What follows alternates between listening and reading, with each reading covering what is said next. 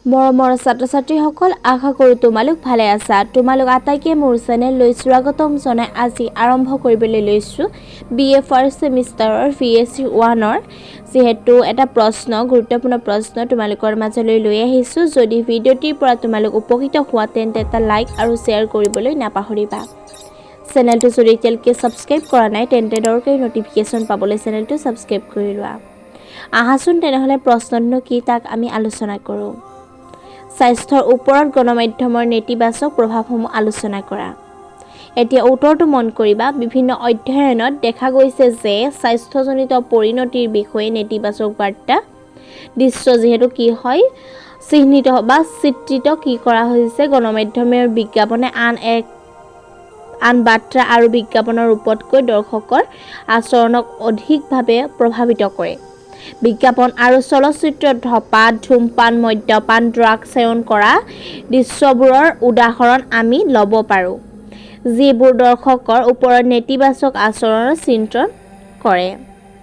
ইয়াৰ ফলত আচৰণ আৰু এনে ক্ষতিকাৰক পদাৰ্থৰ প্ৰতি আসক্তি পৰিৱৰ্তন ঘটে, কিয়নো পূৰ্বতে কৰা মানসিক অধ্যয়ন অনুসৰি নেতিবাচক বিজ্ঞাপনৰ প্ৰতি দৰ্শকৰ কি হয় আকৰ্ষণ অধিক প্ৰবল হয়।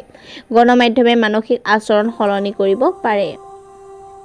সেইটোৱে কৈছে যিহেতু কি হয় গণমাধ্যমৰ এতিয়া আমাক কৈছে যে গণমাধ্যম যিহেতু গম পাইছে টেলিভিশ্যন সেইখিনি কথা কৈছে, ৰেডিঅ'ৰ কথা কৈছে, তাৰ পৰা আমি কি নেতিবাচক মানে তাৰ পৰা আমি কি অসুবিধা পাওঁ বা কি আমাৰ ক্ষতি হয় সেইটো কৈছে। নেতিবাচক প্ৰভাৱসমূহ তাৰ পৰা আমি কি নেতিবাচক মানে বেয়া প্ৰভাৱ না কি থাকিব পাৰে, মানে কি হয় এতিয়া যিহেতু ধূমপান খোৱা দেখা সেইখিনি কথা কৈছে যিহেতু।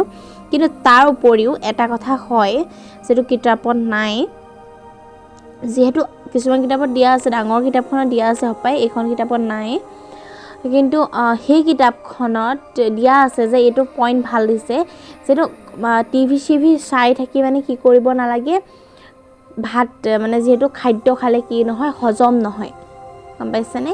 কোনফালে খাই তেওঁলোকে নাজানে, মনোযোগ দি খোৱা নহয়, সেইটো এটা বেয়া অভ্যাস, গম পাইছা? সেইটো কথা কৈছে।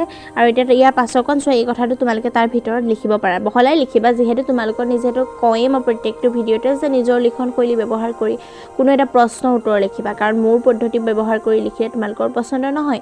আৰু প্ৰত্যেকজনৰে এটা নিৰ্দিষ্ট মানে এটা লিখনি থাকে নহয়, যে নিৰ্দিষ্ট এটা কলা থাকে, যিহেতু সেইবাবে ক'বলৈ মই কোৱাখিনিকেই যে তুমি লিখিব লাগিব তাৰ কোনো মানে নাই, তোমালোকে সেই লাইনটোকে অলপ বহলাই লিখিবা। এতিয়া তেনেহ'লে চাবা পাছৰ প্ৰেগাপ চেঞ্জ কৰি লিখিবা। টেলিভিশ্যনৰ অনুষ্ঠান, চলচ্চিত্ৰ আদিত প্ৰায়ে অস্বাস্থ্যকৰ জীৱনশৈলীৰ চিত্ৰণ কৰা হয়, দেখিবলৈ পোৱা যায়, হয়নে? তাৰপিছতে তুমি লিখিব পাৰা টেলিভিশ্যনৰ নাটকীয় অনুষ্ঠানত যিহেতু নাটকখনত কি কৰা ছিট বেল্ট পিন্ধাৰ দৰে জীৱন বৃদ্ধি কৰা কাৰ্যত মনোযোগ দিয়াটো খুব কমেইহে দেখা পোৱা যায়। বহুতে নিপিন্ধে গাড়ীত যেতিয়া আমাৰ টিভিত দেখাই থাকে নাটকীয় অনুষ্ঠানটো, কিন্তু কি হয় তেতিয়া কিছুৱে নিপিন্ধে, বহু সংখ্যক নিপিন্ধে, কিছুৱেহে পিন্ধে, যেতিয়া গাড়ীখন চলাই নাটকীয় অনুষ্ঠান কৰি থাকিলেও সেইটো তুমি কৰিব লাগে, সেইটো তোমাৰ সচেতনতা। তাৰ পাছত লিখিবা স্পষ্টভাৱে টেলিভিশ্যনৰ অনুষ্ঠান আৰু চলচ্চিত্ৰ ছিট বেল্টৰ স্বতঃস্ফূৰ্ত ব্যৱহাৰ সঠিক দিশত এক পদক্ষেপ।